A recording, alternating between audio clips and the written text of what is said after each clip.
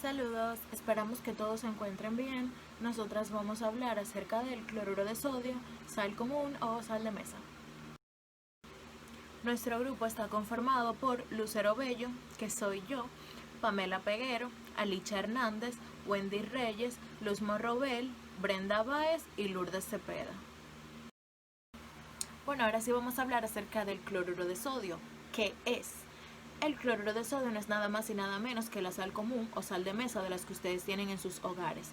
Este mineral es uno de los más abundantes que existen en la Tierra y también es uno de los minerales responsables de la salinidad del océano y del fluido extracelular de muchos organismos.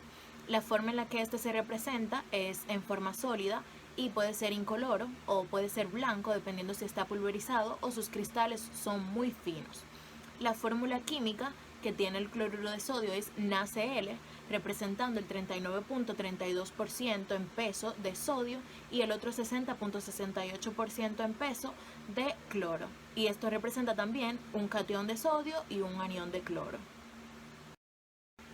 Las materias primas para producir el cloruro de sodio son la halita y el agua de mar, cosa que nos permite que el proceso de producción del cloruro de sodio sea algo súper económico y que también tengamos una fuente inagotable de sal, principalmente por el agua de mar.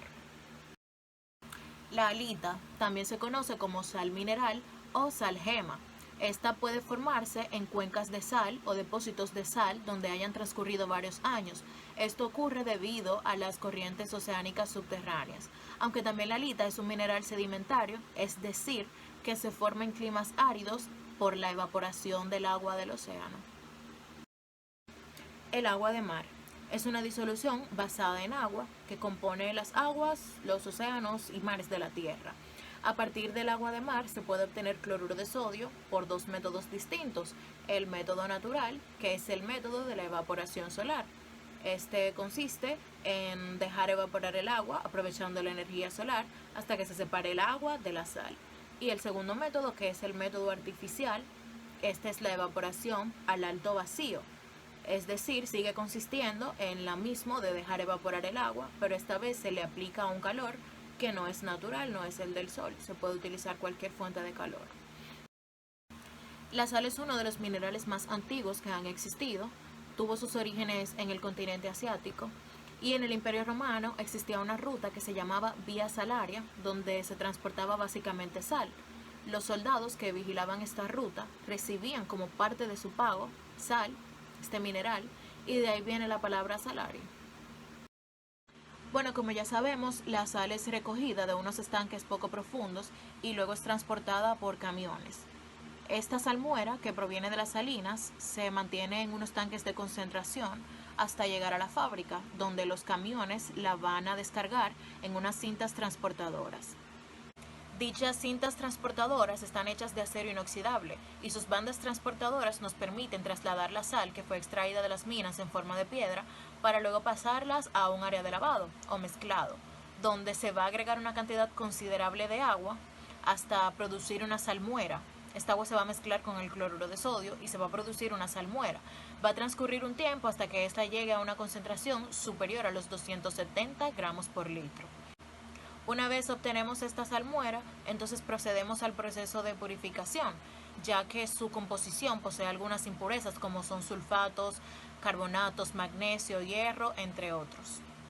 Bueno, entonces luego de que está en este proceso de purificación, se proceden a agregar a través de un rotámetro algunos reactivos precipitantes. Estos cumplen la función de eliminar impurezas. Se pone por un lado el hidróxido de sodio, que precipita el magnesio en forma de hidróxido de magnesio. Por otro lado también está el carbonato de sodio, que va a precipitar al calcio como carbonato de calcio. Por otro lado también está el cloruro de bario, a fin de precipitar los sulfatos como sulfatos de bario. Cuando esta salmuera sale del purificador, es bombeada hacia un decantador, donde todas las sales que fueron precipitadas conjuntamente con los barros de tierra conforman un lodo que es decantado y eliminado por la parte inferior del decantador. El resto de la salmuera entonces sale por la parte superior del decantador y es dirigido a un tanque de clarificación, donde tenemos como objetivo que esta salmuera salga más límpida, es decir, más pura, más transparente, o sea, sin manchas. Cuando esto sale del tanque de clarificación, es bombeado hacia... Cuando la salmuera entonces sale del proceso de filtros, se entra a un proceso de evaporación para luego pasar a unos cilindros secadores. Estos cilindros secadores son rotatorios y están conectados a una fuente de calor. Poseen paletas internas que facilitan el avance del transporte de la sal. En esto se realiza un presecado con la finalidad de reducir el porcentaje de humedad que tiene la sal, para luego entonces ser transportados a unas cintas. Estas cintas o fajas transportadoras nos van a llevar al proceso de molienda. En el proceso de molienda tenemos como objetivo principal pues reducir el tamaño de las partículas de la sal. Aquí también vamos a utilizar un molino de martillo que va a emplear golpes de martillo sobre la sal a modo de que tengamos una uniformidad en la granulometría. Dicha granulometría va a ser proporcional a la velocidad con la que trabaja esta máquina. Cuando esto sale ya del molino, entonces pasa a un pulverizador. Pero aquí hay algo que quiero aclarar y no se desesperen porque ya casi están terminando conmigo. Y es que el sodio, o el cloruro de sodio específicamente, suele dañar el esmalte de los dientes y también producir caries. Por otra parte, el exceso de la sal, del consumo de sal, puede producir enfermedades cardiovasculares. Y es por esto que en este dispositivo, en el pulverizador, se añade en forma de rocío yoduro de potasio y flúor. El flúor nos va a servir para los dientes, mientras que el yoduro de potasio va a reaccionar con el cloro, produciéndonos el yodo. El yodo es lo que va a funcionar para contrarrestar estos efectos que esto podría tener sobre la salud. Son cosas que se requieren para poder consumir la sal. Esto no está en el esquema, pero ya luego de que la sal es pulverizada, entonces pasa por unos cilindros de enfriamiento donde se va a disminuir su temperatura y luego pasa por un tamiz vibratorio donde se van a separar los gránulos más grandes de los más finos. Entonces ya ahí es cuando está el proceso de envasado, donde se va a sellar y se va a envasar para su menta. Luego entonces se queda ya en el almacenamiento. Buenas, un placer, espero estén bien. Mi nombre es Pamela Peguero y por el momento le estaré diciendo para qué sirve el cloruro de sodio. El cloruro de sodio se ha utilizado para saborizar, conservar los alimentos durante miles de años. Como conservador se utiliza, la sal ayuda a prevenir el deterioro, a mantener el alimento, como lo que son las carnes y los quesos, que estarían listos para consumir. Además de sazonar y conservar los alimentos, el cloruro de sodio tiene muchos otros usos, entre los cuales están en los hospitales que se usa una solución de cloruro de sodio intravenosa para suministrar agua y sal a los pacientes a fin de aliviar la deshidratación. Se utiliza también para descongelar las aceras y calzadas cubiertas de hielo. Generalmente se usa la sal de roca. Estos métodos tal vez no lo conozcamos muchos porque no estamos en países fríos, pero esto se ve mucho en lo que son los países fríos, que se esparce sal para derretir el hielo. También se usan grandes cantidades de cloruro de sodio en entornos de fabricación industrial para ayudar a crear una gran variedad de productos, desde plástico, papel, caucho, vidrio, hasta cloro, poliéster, blanqueador para uso domésticos, jabones, detergentes y hasta colorantes. Más de sus usos se derivan es Más de sus usos del cloruro de sodio se derivan de lo que son sus mismos derivados, como lo es el cloro y la soda cáustica, que son dos elementos básicos en lo que son las industrias químicas, y estos elementos provienen de lo que es el cloruro de sodio. Estos compuestos son muy importantes a la hora de producir el papel, el aluminio, fibras textiles, jabones, detergentes, entre otros. Otro uso de lo que ya conocemos del cloruro de sodio es el descalcificador, que es en el momento que la composición de la sal, que contiene lo que es el sodio, este retiene el ion de calcio y así evita tener un agua dura en nuestras tuberías. ¿Qué pasa con esta agua dura? Esta agua dura evita que me interviene a mí a la espuma que haga mi jabón. O sea, tengo que usar más detergente. Lo que son los electrodomésticos que utilizamos, el lavabo, las bañeras, por donde circula esta agua o donde viene a caer esta agua, se manchan por la cantidad de minerales que esta agua posee, o sea, me da una agua más blanda.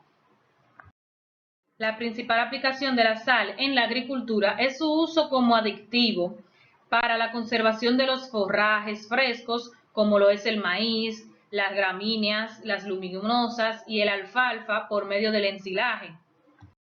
Dentro de lo que pudimos observar en el video de producción de sal que nos compartió la profesora por el foro, pudimos ver que al final del video nos dicen que dentro de los componentes que sobran de la sal, empaquetan todo eso en grandes bloques de alrededor de 23 kilogramos, 23 kilos, sí, que se utilizan para dejar en los alrededores donde se alimenta el ganado, para que así consuman su dosis diaria necesaria para mantenerse en salud. Como ya sabemos, uno de sus usos y aplicaciones más importantes es en la industria alimentaria, ya que se utiliza desde tiempos antiguos para lo que es la conservación y la preservación de los alimentos, ya que éste les trae la cantidad excesiva de agua o la cantidad de agua que estos microorganismos utilizan para dañar el alimento. También se utiliza para dar sabor, para dar gusto, que es para lo que más lo utilizamos. Uno de los usos también muy importantes de la sal es la explotación de petróleo y de gas. Se utiliza para estas fuentes de energía, que esta sirve para ensanchar la densidad de los fluidos de perforación y también para evitar la disolución de horizontes salinos y para aumentar la velocidad de cementación que se utiliza en la perforación de dicha producción. Como sabemos, el cloruro de sodio, la sal común, como todos conocemos, tienen varios derivados que se utilizan, al igual que la sal, muchísimo en lo que son las industrias químicas. Tenemos lo que es el cloro, que puede fabricarse mediante una electrólisis de una solución de cloruro de sodio, o sea, la salmuera que todos conocemos, y este proceso se conoce como cloralcali. Ya todos sabemos el uso que le damos todos al cloro, que es en cuanto a los productos de limpieza se refiere, a limpiar, higienizar. Tenemos que sirve para la fabricación de plástico, el desgradado de metales, la producción de agroquímicos, fármacos, insecticidas, colorantes y tintes, entre muchos otros usos más. Ya todos conocemos lo que es la soda cáustica, que también la conocemos como hidróxido de sodio. Es uno de los compuestos químicos más importantes a la hora de hablar en industrias químicas. Este en su mayoría se produce o se obtiene mediante la caustificación, que no es más que juntar otro hidróxido con unas oxales de sodio. Dentro de sus innumerables usos tenemos que se utiliza para el procesamiento de textiles de algodón, lavandería, blanqueado, revestimientos de óxidos, galvanoplastía, extracción de electrolita, etc. El hidrógeno que podemos obtener a través de lo que es el cloruro de sodio es la conversión de la solución de cloruro de sodio a cloro 2 y a hidróxido de sodio, que se realiza en tres tipos de celdas electrolíticas, que son el de membrana, el de diafragma y el de mercurio. Ya en el proceso del mercurio se refrigera para quitar el mercurio que éste posea al final del proceso, que entonces se devuelve a las celdas. Bien, dentro de los usos del hidrógeno, todo se remota a los tiempos de antes, donde Jack Charles en 1783 propulsó el primer globo aéreo por quema de hidrógeno. Ya desde ahí se utiliza el hidrógeno en sí para hacer pilas de combustible, para producir electricidad, los motores de combustión interna que queman hidrógeno para mover sus vehículos, cohetes en el caso de la NASA u otros. Lo que es el sodio que se obtiene por medio de electrólisis del cloruro sódico fundido, este procedimiento es mucho más económico, que se llama el proceso Downs, es mucho más económico que el que se utilizaba anteriormente, que es el Cartnes-Kellner. El cloruro de sodio es un compuesto muy abundante, del cloruro sódico es el más abundante que se da a partir de lo que es la sal o de minerales como la halita y la zeolita. Dentro de los usos del sodio metálico tenemos que se emplea para la síntesis orgánica como un agente reductor. El componente de sodio es necesario para la vida.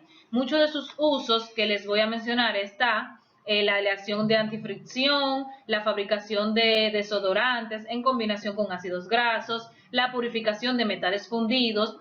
Se emplea también como refrigerante, que eso lo vimos en la clase. Aliado con plomo, se emplea la fabricación de aditivos antidetonantes para las gasolinas. Mi nombre es Wendy Reyes y les estaré hablando sobre la electrólisis y la celda electrolítica de diafragma. La electrólisis es un proceso a través del cual se separan elementos de un compuesto por medio de la electricidad. En este se liberan electrones por los aniones en el ánodo, lo cual es una oxidación, y se capturan electrones por los cationes en el cátodo, lo cual es una reducción. Por tanto, ocurre una reacción redox. En este se aplican una corriente eléctrica continua a través de electrodos, los cuales se encuentran conectados a una alimentación eléctrica y están sumergidos en la disolución. El electrodo que se encuentra conectado al polo positivo se denomina ánodo y el electrodo que se encuentra conectado al polo negativo se denomina cátodo. Cada electrodo atrae iones de cargas opuestas. La salmuera es sometida a electrólisis para obtener el hidróxido de sodio, el cloro y el hidrógeno. La electrólisis se realiza en las celdas electrolíticas. Estas se clasifican en celdas de diafragma, celdas de membrana y celdas de mercurio. En las celdas electrolíticas de diafragma, los compartimentos anódicos y catódicos se encuentran separados por una lámina rugosa denominada diafragma. En estas celdas, el cloro se desprende en el ánodo, mientras que el hidrógeno y el hidróxido de sodio se generan en el cátodo. El diafragma está fabricado con fibras de asbesto, las cuales se encuentran soportadas sobre una pantalla de hierro. Estas previenen la difusión del hidróxido de sodio hacia el ánodo, a la vez que permiten el paso lento de la disolución, así como el paso libre de los iones de sodio. Los niveles de los anolitos se mantienen más altos que los niveles de los catolitos para retardar la emigración opuesta. La salmuera entra a la celda, atraviesa el diafragma de asbesto y llega a la cámara catódica. El cloro se desprende en el ánodo y este sale por la parte superior de la cámara anódica, mientras que el hidrógeno, el hidróxido de sodio y el cloruro de sodio residual se generan en el cátodo y estos abandonan la celda electrolítica por la parte lateral. La disolución que sale de esta celda contiene un hidróxido de sodio con una concentración de un 10 a un 12% y un 15% de cloruro de sodio. Para la conversión de este hidróxido a un producto más comercial se requiere de una energía adicional, la que generalmente se obtiene de los vapores de proceso. Este es con el fin de evaporar el agua y precipitar las sales residuales, obteniendo un hidróxido de sodio con una concentración de un 50%. Como ventajas, estas celdas tienen que la salmuera que se utiliza puede ser de pureza baja y que el consumo energético es bajo a pesar de que se realiza el paso extra para elevar la concentración del hidróxido. Como desventaja, se tiene el hecho de que estas celdas son sensibles a la variación de presión, se obtiene un cloro de baja calidad, se obtiene una soda cáustica de baja pureza, además de que se utiliza el amianto o el asbesto en la fabricación del diafragma. El amianto, este es un mineral que se considera como un agente cancerígeno y se relaciona con el cáncer de pulmón, además de que genera lesiones en los pulmones y un tumor maligno que se denomina mesotelioma pulmonar. Todo esto es provocado por la inhalación de las fibras de asbesto. También este se relaciona con la contaminación atmosférica y del agua, y esta se da a partir de la liberación de fibras del asbesto, las cuales son insolubles en agua. Celdas de membrana. fabricadas a base de polímeros perfluorosulfónicos y permeables solo a los cationes de sodio e hidrógeno, impidiendo el paso de aniones cloruro y oxidrilo. Se obtienen soluciones de NaOH de concentración superior al 30% de alta pureza. Tienen la ventaja sobre las celdas de mercurio y diafragma de no usar ningún material contaminante en la separación de los productos electrolíticos, siendo su consumo energético similar a la celda de diafragma. El costo importante está en el reemplazo de las celdas existentes de mercurio por celdas de membrana, y no se justifica el cambio de la tecnología dado a los avances con el tratamiento del mercurio, que hace que las ventajas medioambientales sean mínimas por dicho cambio. Las celdas de membrana tienen la ventaja de que son de bajo consumo de energía, de bajo capital invertido, de celdas de operación económica y de alta pureza de la soda, pero tienen la desventaja de que se necesita salmuera de alta pureza, un alto contenido de oxígeno en el cloro, un alto costo de las membranas. Un tubo especial de membrana puede separar el hidrógeno directamente del metanol líquido, pero su eficiencia eléctrica es la mitad de la de una celda de hidrógeno puro. Aplicando esta tecnología podemos desarrollar distintos procesos de producción. Obtención de sales minerales, tales como la concentración de NaCl, KOH y NaOH.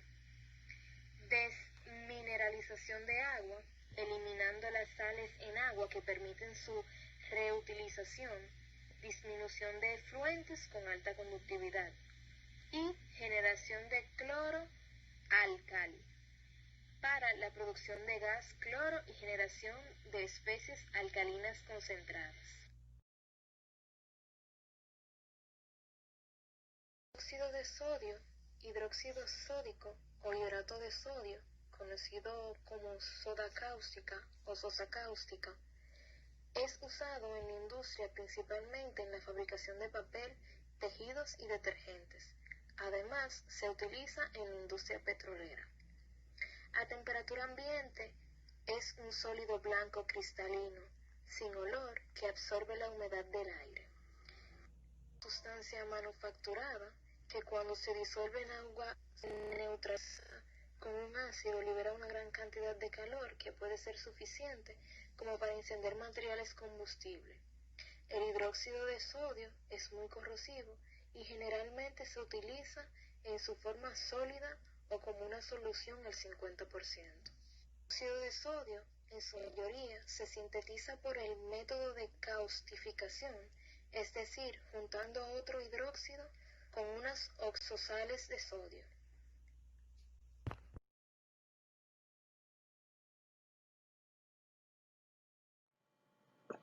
Mi nombre es Luz Morrobel y les estaré hablando de lo que son las celdas de mercurio.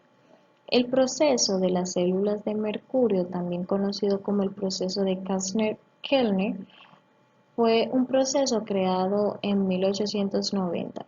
Se conoce este nombre debido a sus creadores en Inglaterra. Este método de electrólisis utiliza lo que es una solución de cloruro alcalino, usualmente es el cloruro de sodio, esto para producir lo que es el alcalino correspondiente al hidróxido. Como se puede observar, en este aparato o en este diagrama se divide en lo que es dos celdas separadas por paredes de pizarra. En el primer tipo, ubicado a lo que es la derecha y a la izquierda del diagrama, utiliza una solución electrolítica de cloruro de sodio.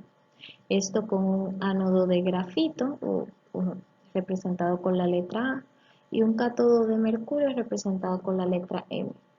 Luego tenemos lo que es en la celda central, ubicado en el centro del diagrama, una solución que contiene lo que es hidróxido de sodio, con un ánodo de mercurio y un cátodo de hierro representado con la letra D.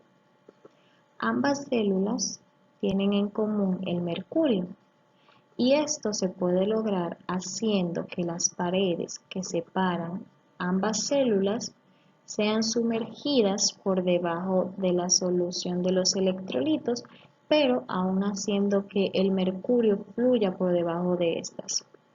La primera reacción que se da en este proceso es la reacción del ánodo A, el ánodo del grafito, y aquí se presenta esta reacción.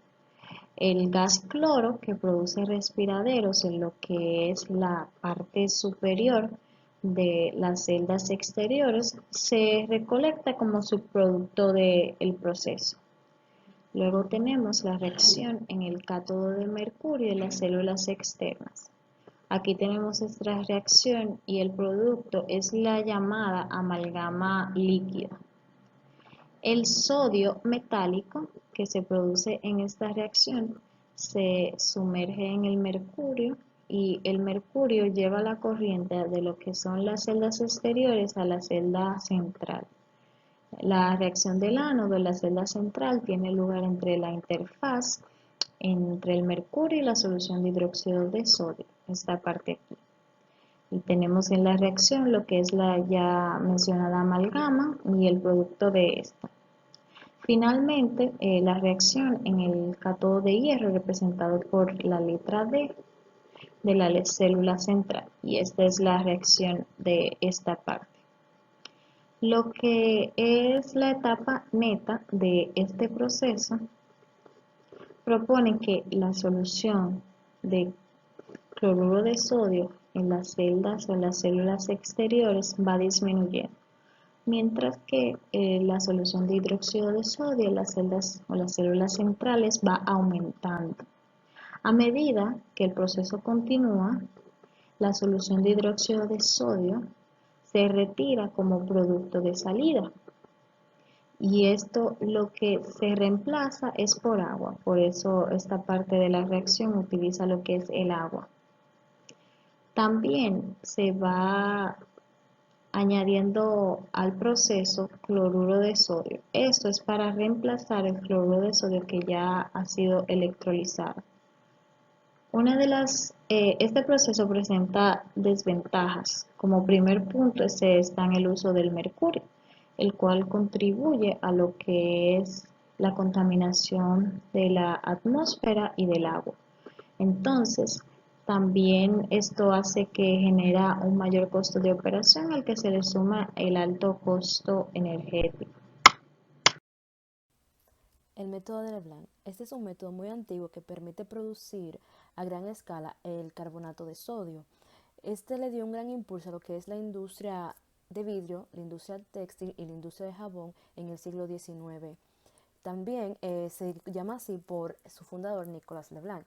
Este método consiste en dos etapas. La primera es producir sulfato de sodio a partir de cloruro de sodio y la segunda etapa es hacer reaccionar el sulfato de sodio con carbonato de calcio, carbono y así producir el carbonato de sodio.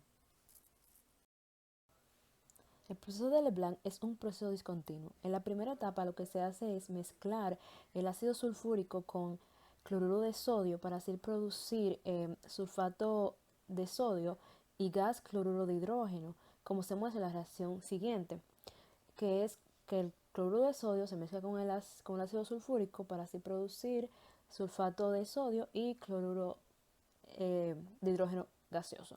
Entonces, en la segunda etapa lo que se mezcla es el sulfato de sodio, conocido también como torta de sal, con carbonato de calcio y carbono. Entonces, esta reacción lo que produce es el carbonato de sodio y con dióxido de carbono y sulfuro de calcio.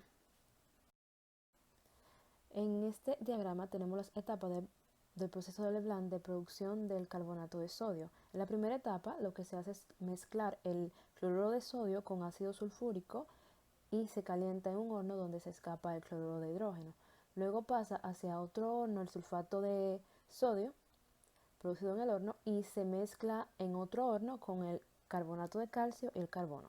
donde se escapa el dióxido de carbono y luego pasa hacia un extractor. Un extractor básicamente lo que hace es utilizar el principio de la extracción, que es separar un sólido de una mezcla sólida utilizando un disolvente.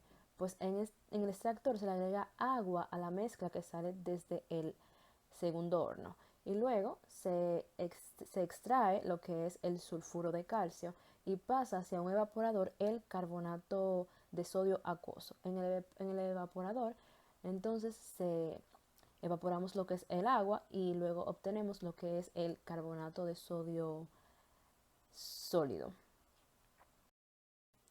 Problemas de contaminación. Las plantas del proceso de Leblanc son muy dañinas. Producían un ácido clorhídrico que era lanzado a la atmósfera gaseoso porque en el siglo XIX no tenía ninguna utilidad industrial. También producían un sólido maloliente e insoluble que era lanzado hacia los campos y sulfuro de hidrógeno, que es un gas gaseoso y tóxico hacia la atmósfera.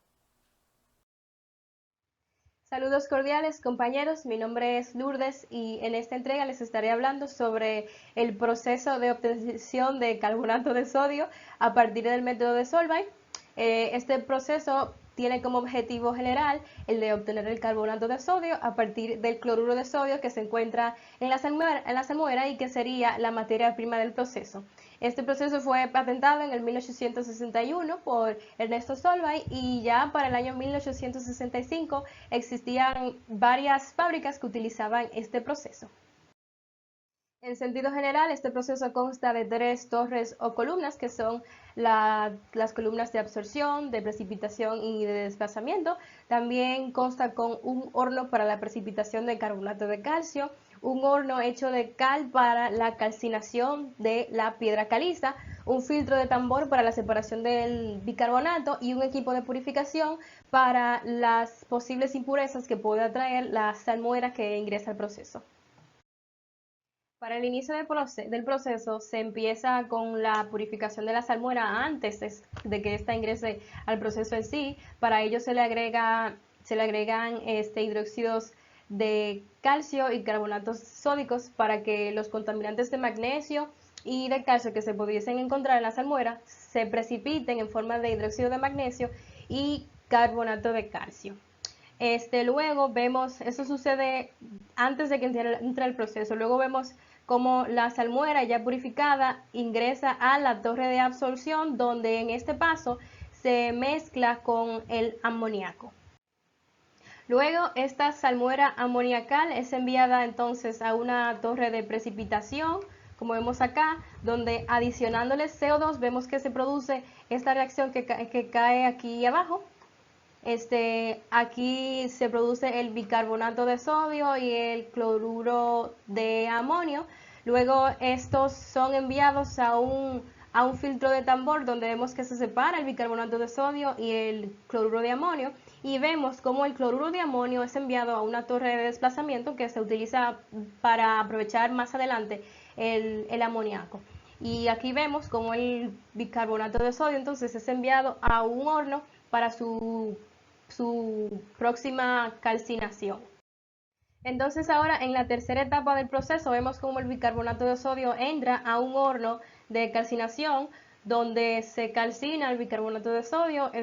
La calcinación es un proceso que por altas temperaturas un compuesto se descompone en otros compuestos, valga la redundancia, y vemos que en este proceso ocurre esta reacción de que vemos acá.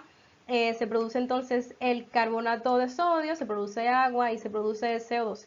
Este carbonato de sodio que se produce acá es vamos a decir, el producto propósito de este proceso completo. Vemos que aquí se sale del proceso porque ya es el producto final. Y vemos como el CO2 es reutilizado para el proceso que ocurre en la torre de precipitación que explicamos anteriormente.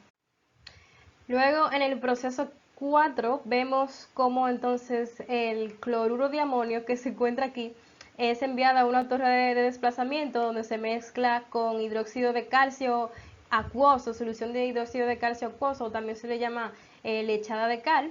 Y aquí lo que sucede es una reacción de desplazamiento donde obtenemos el amoníaco recuperado que se manda a la torre de absorción, o sea, al paso 1. También cabe destacar que en este punto es donde se produce el único subproducto de este proceso completo, que es el cloruro de calcio, y si bien este compuesto se podría eliminar sacándolos por el mar, también se podrían reutilizar, o sea, tratarse para utilizarlo como refrigerante. En el último proceso, la etapa 5, vemos cómo el carbonato de calcio se ingresa a un horno de cal, donde por calcinación, como explicamos anteriormente, se separa en CO2, que es utilizado en la torre de precipitación, y también se produce cal viva o hidróxido de calcio, donde se mezcla con agua para obtener lo que es la cal apagada, que es el hidróxido de calcio. Luego de que se obtiene la cal apagada en este proceso, entonces se mezcla otra vez con agua para obtener la lechada de sal, de la que mencionamos anteriormente, y esta lechada es la que se utiliza en la torre de desplazamiento para la recuperación del amoníaco. Aquí vemos cuáles son es la reacción que ocurre aquí en el horno de cal, y esa reacción ocurre entonces en esta corriente de acá cuando se le adiciona agua a la cal lechada. Entonces, en comparación con el método de Leblanc, este proceso consta de 3 ventajas principales, que son bajo consumo de energía, ya que esto no utiliza fusión ni evaporación. También genera muy pocos contaminantes, y más en comparación con el método de Leblanc, y además de que no es necesario para este proceso tener una planta aparte de amoníaco, porque se puede generar y regenerar desde el mismo proceso. También, bueno, una desventaja que se podría presentar entonces sería la que libera como subproducto, como vimos en la torre de desplazamiento. Acá se produce cloruro de calcio y esto se libera hacia mares y ríos, pero verdaderamente no se reconoce un cambio perceptible en estos ecosistemas, así que no se considera como tan contaminante. Además de que este mismo compuesto se puede retratar más adelante para utilizarlo como refrigerante. Esta fue nuestra exposición sobre el cloruro de sodio. Esperamos que esta interacción virtual haya sido lo suficientemente didáctica y que hayamos aprendido y entendido algo nuevo.